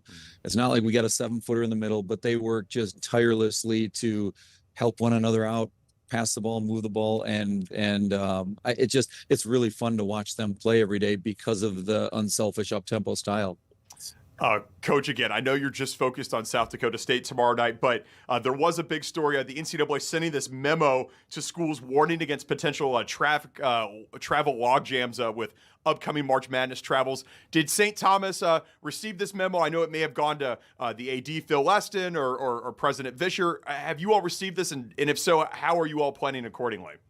Yeah, I mean, those things are above my pay grade, but I'm sure Dr. Eston and President Vischer are looking into those things. And I think, the thing that you do want to do, we want our players to all be focused, but we're so fortunate to have an administration who behind the scenes is working on whether it be, all the forms and just the paperwork logistics that the NCAA requires to make these events run smoothly. So our staff is unbelievable. And I just met with Phil yesterday, talking through just a bunch of different details. And those are things that I do appreciate you saying that, because the players get so much credit, and they should, but it's an entire university working together. And these are moments that we've worked for a long time. It's our 5th year in Division I, but our 1st year eligible. And we're certainly relishing this opportunity and appreciate all the support of the community. It's been a really, really fun season.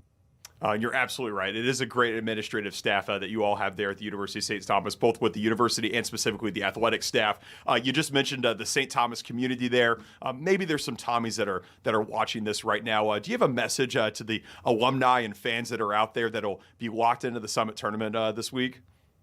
Well, first off, I think thank you for helping build where we are. We talked to our on our D3 to D1 journey would not have happened if not for all the former Division III athletes and the alums and the supporters. And that's not just in men's basketball. It's all 21 of our sports. Second, hey, thank you for the support coming out. I think our crowds have been electric again. And the third would be to implore them, get to Sioux Falls. It's not that far of a drive. And tomorrow we're going to see thousands and thousands of Jackrabbit fans. We would love to see some purple there. Last year we had a really good turnout, and so we're so grateful. I think we continue to be a story that is unique in college basketball, and just so glad that people are getting behind it. And I think learning about the University of St. Thomas, which, as you know, it's a special place. You've been over at the chapel. I've seen, you were walking with President Vischer recently, and those are the things about St. Thomas. It's not just about sports. It's our mission and the way this school, what it's done over the last 140 years, I think is a really compelling story. It's a really special university. Coach, and again, I know you're just focused on tomorrow night, but if you could just envision winning, you get back to St. Paul, what's the order at Mancini's Char House? What's the victory dinner? Hey, John and Pat will take care of us. And hey, they'll start us off with some garlic bread. I know that. And we'll end with their infamous white cake that is so simple and wonderful. But there will be a big old steak in the middle of it, but lots of work to be done. And thank you, though, for the support. And hey, your excitement is palpable. And that's, I think, our guys, it is. They work so hard every single day all year.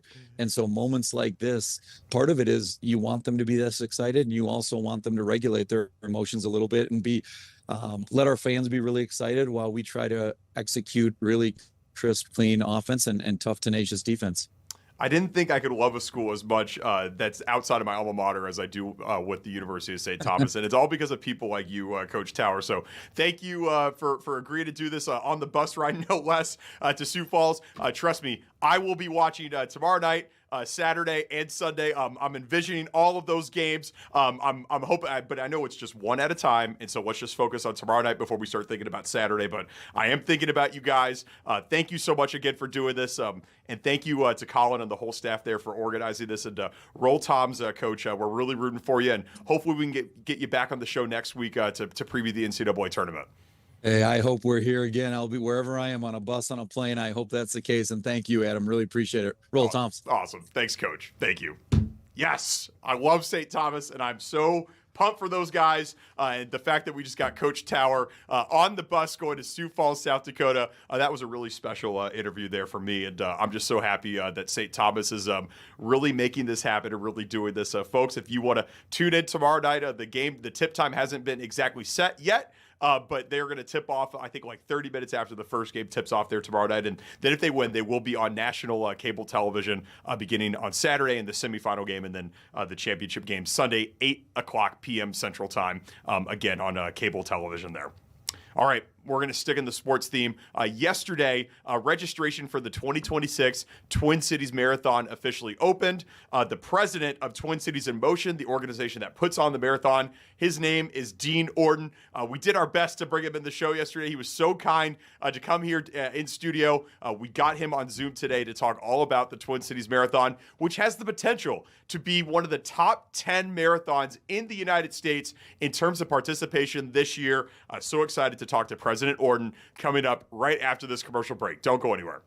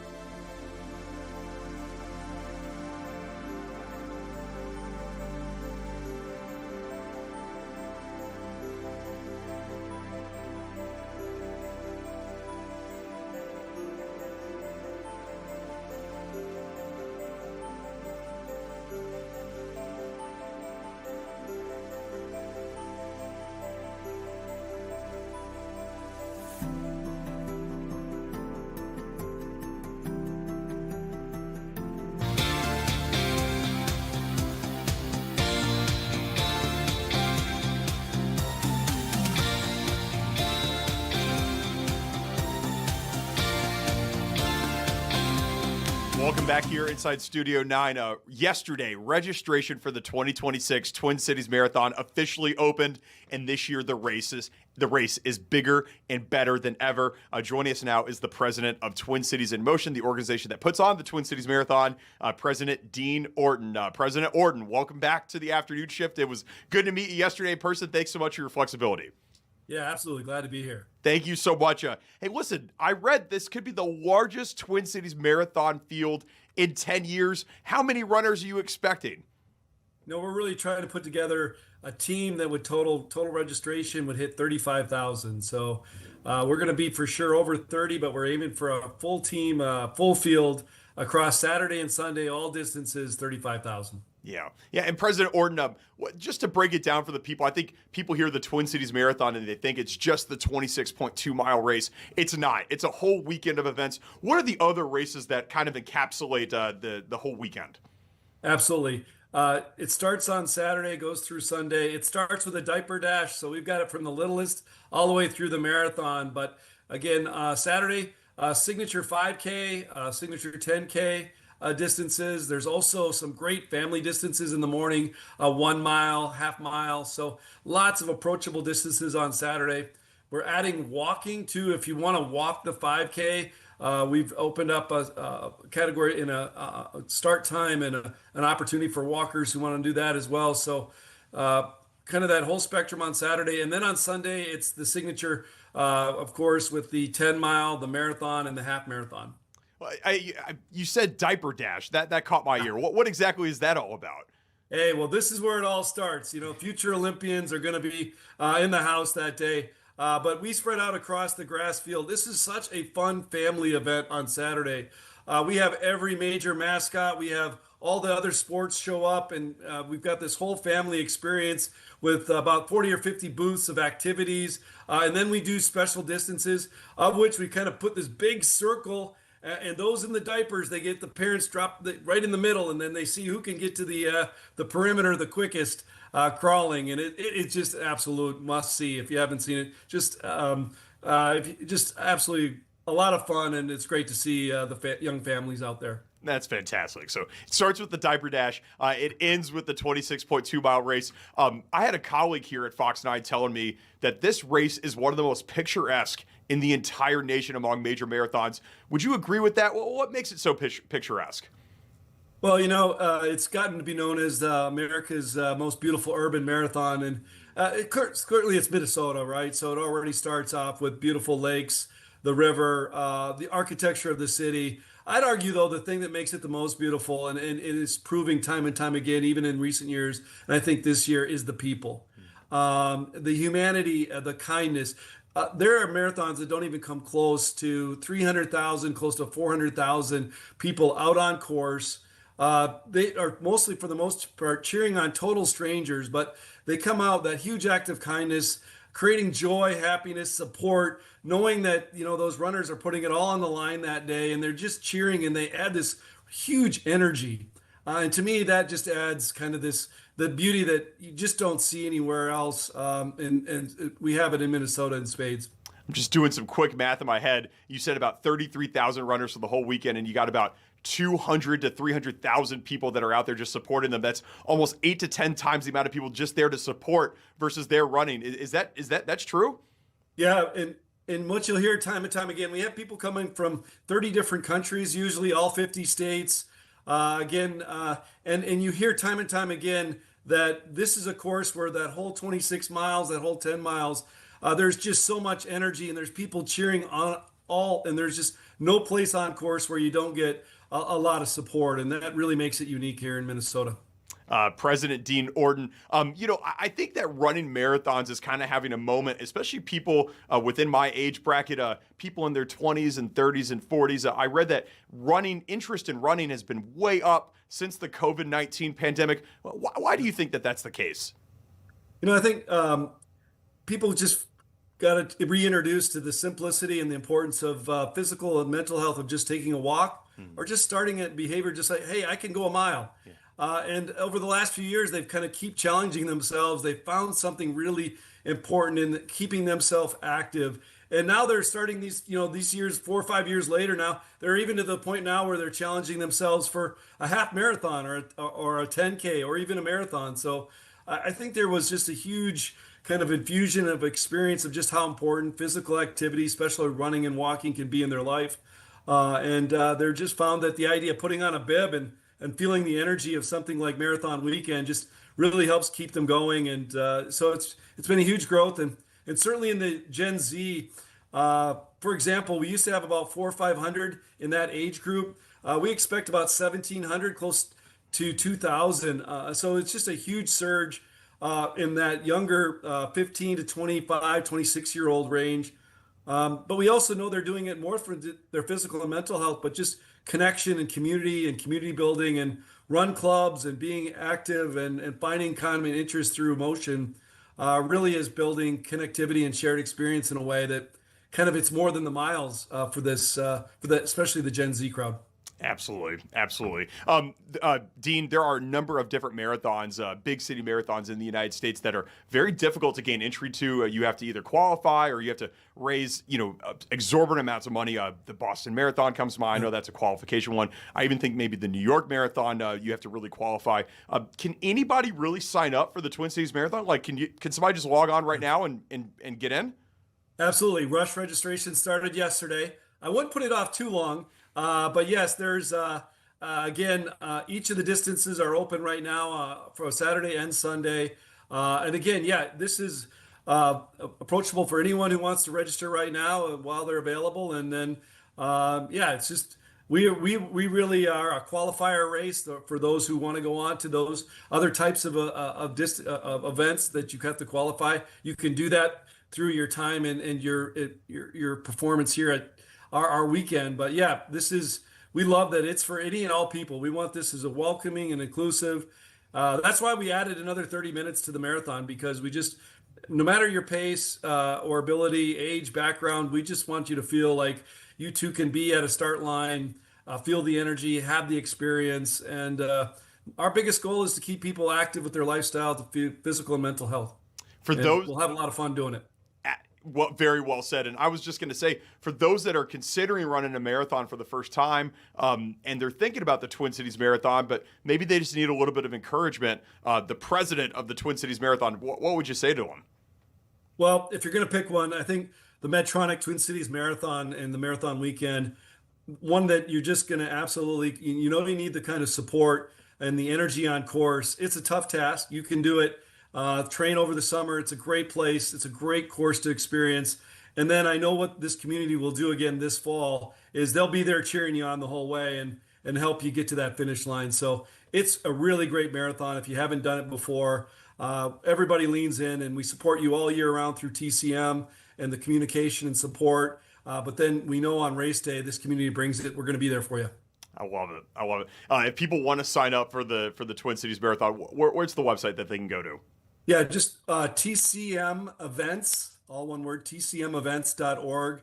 Yeah. Again, rush registration is on, and love to get. We're going to put a great team together this fall. Awesome. TCMevents.org. It's right there at the bottom of the screen, folks. Go there, sign up for the Twin Cities Marathon, and like President Orton said, get on it ASAP, because these spots will close out. So you're going to want to get on it.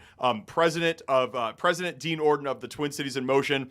We really do appreciate your flexibility once again. Thanks so much for agreeing to come on today. This was really great, and hopefully we'll get some people out there that are afternoon shift viewers running the Twin Cities Marathon. Yeah, please come out and join us. Thanks for having me this afternoon. Awesome. Thanks, Dean Orton. Appreciate you. That's great. That's great. Go run the Twin Cities Marathon. I saw the starting line last year, and it looked spectacular. And like I said, I have a colleague here that was saying that it's the most beautiful and picturesque marathon in the United States. And President Orton backed that one up. All the fall colors, the lakes, the river, whatnot. It really is beautiful. All right, we're going to go to break, and when we come back, we're going to go through some headlines of the day and revisit that House Housing, Finance, and Policy Committee hearing that we were at earlier today that we dipped out of. They were looking at legislation to limit the ability for private equity companies and corporations to own single-family homes. We'll have an update on that, as well as some headlines for the day. So don't go anywhere. The afternoon shift continues right after this.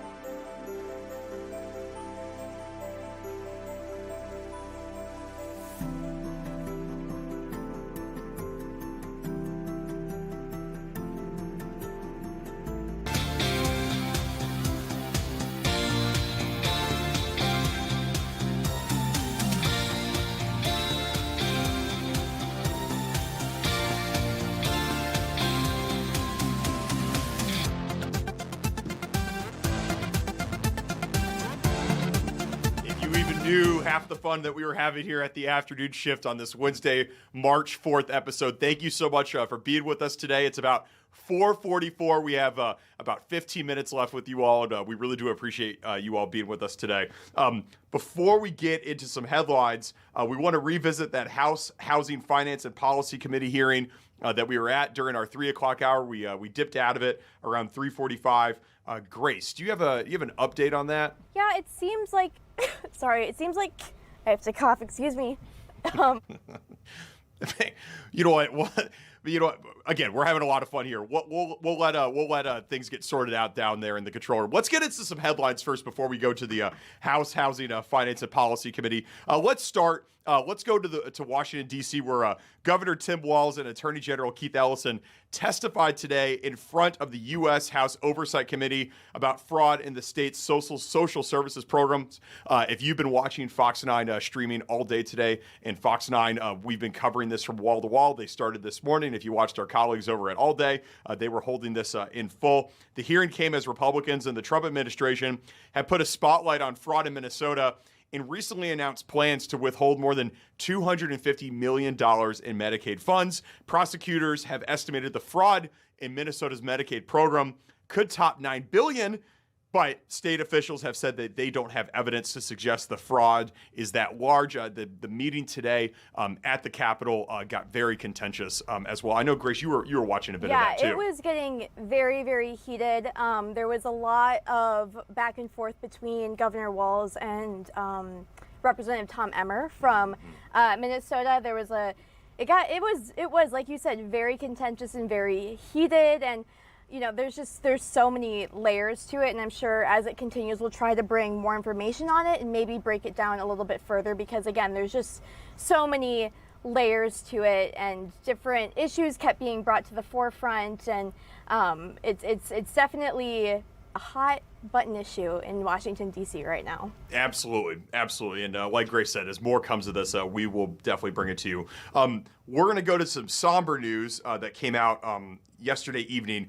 Sergeant First Class Nicole Amore, age 39, of White Bear Lake, Minnesota, was among the U.S. Army Reserve soldiers killed on Sunday in Kuwait during the U.S. military operation against Iran. She was just days away, folks, from returning home to her husband and her 2 children right here in Minnesota. She was one of 4 U.S. soldiers killed on Sunday. The members of the Army Reserve worked in logistics and kept troops supplied with food and equipment. So again, our hearts go out to Nicole's family. We're thinking about her. Sergeant First Class Nicole Amore, age 39, of White Bear Lake, passed away on Sunday in Kuwait during the U.S. military operation against Iran. She was among 4 U.S. Army Reserve soldiers that were killed during that operation. All right, let's stay right here in Minnesota. Amazon and Cub have teamed up for grocery delivery here in the Twin Cities. Twin Cities residents can now shop for Cub's groceries on Amazon.com or the Amazon app. Grace, is this something that you feel like you're going to be using? We use this quite a bit with Amazon and Whole Foods. They do a membership or thing where you can sign up and it's free delivery. So my boyfriend and I use that quite a bit more often than I'd probably like to admit when you forget an ingredient or two. But I mean, this is pretty cool. I mean, the more convenient, the better, I suppose. I mean, you just have to wonder, like, how much are the prices going to be jacked up because of, you know, the delivery fee. But is it something that you would use? I've used grocery delivery once, and mind you, I'm not cooking probably as much as other people, and that's just because I don't really know how to cook. But I do think it's a good concept, and like it makes things very convenient.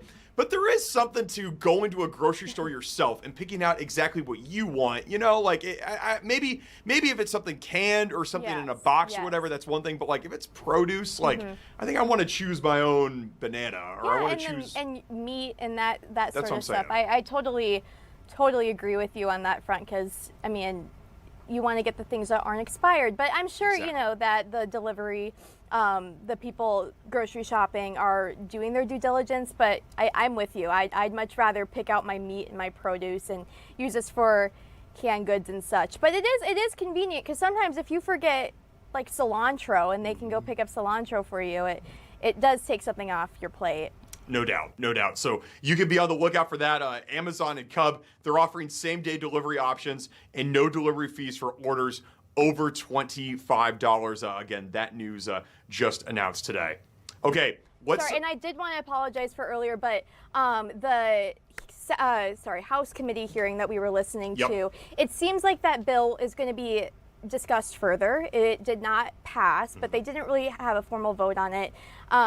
There was some representatives that said they will absolutely not support it, that this seemed more like a discussion on commerce and would limit commerce rather than providing housing relief or anything like that. So it seems like there'll be a lot more with this story and issue as it develops and as the legislative session goes on. So as we get more details, of course, we'll bring them to you, but it just kind of seemed to be at a gridlock like many of these bills and issues being brought to the table have been this entire legislative session.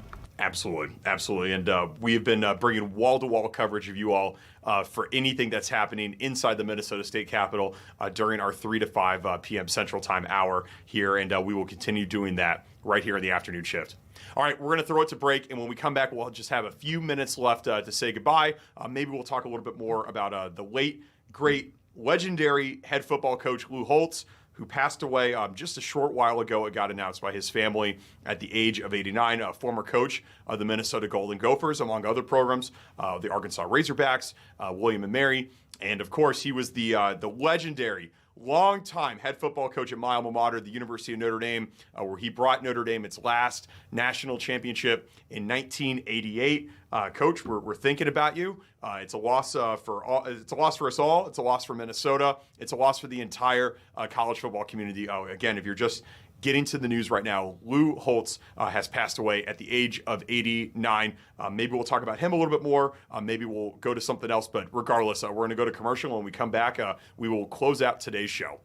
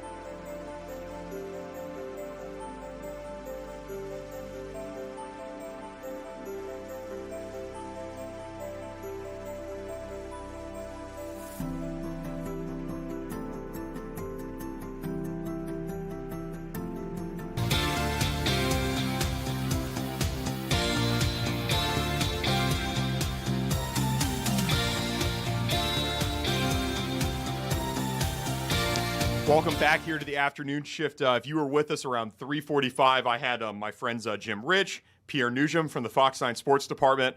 We were talking about a number of topics, but I was told in my ear by our great producers back in the booth, Paul Milgate and Grace Henry, that Lou Holtz had passed away at the age of 89. He died this morning down in Orlando, Florida. He was surrounded by his family when he passed away. It was a very peaceful death.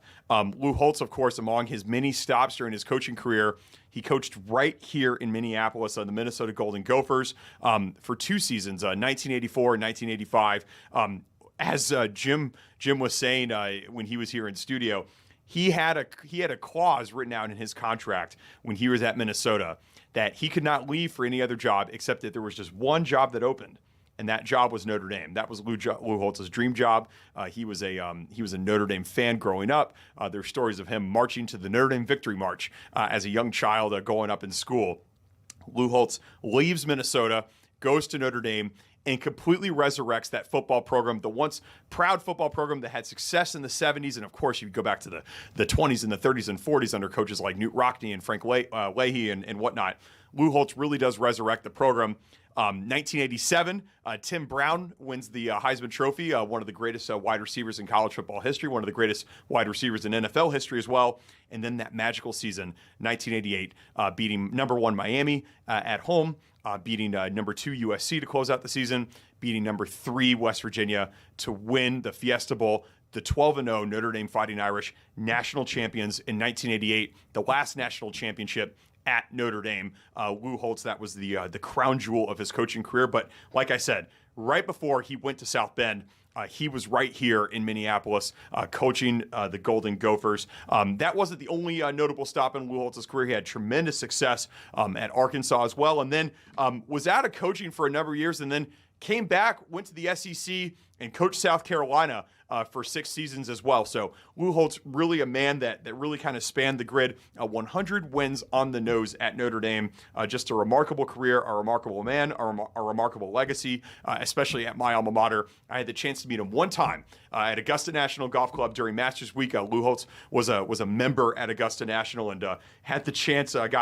By chance, I got introduced to both him and a couple of other Notre Dame alumni that are Augusta National members, and we had the chance just to kind of meet them very briefly. It wasn't a very long conversation, but was really grateful to the people that facilitated that meeting and made that happen. And I got my one-on-one with Lou Holtz, which was just a really special memory that I certainly will not forget. Of course, for people in my age bracket that weren't alive during the 1988 Notre Dame football national title, we probably remember Lou Holtz during his college football analyst days with ESPN. He was on the late night show with Mark May and Reese Davis, and they would kind of break down all the games that would happen. They would get into this spirited debate, and they had sort of a courtroom feel where Reese Davis was the judge, and Lou Holtz and Mark May were the 2 attorneys, and kind of debating about college football teams.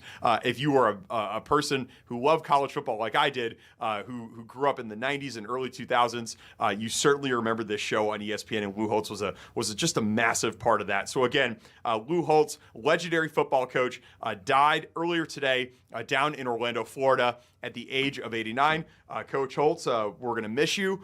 To his family, to Skip, his son, the entire Holtz family, we will miss you, and our condolences are out to you and the whole family as well from here, from the land of 10,000 lakes. All right, we're going to be right back here, same time, same place tomorrow.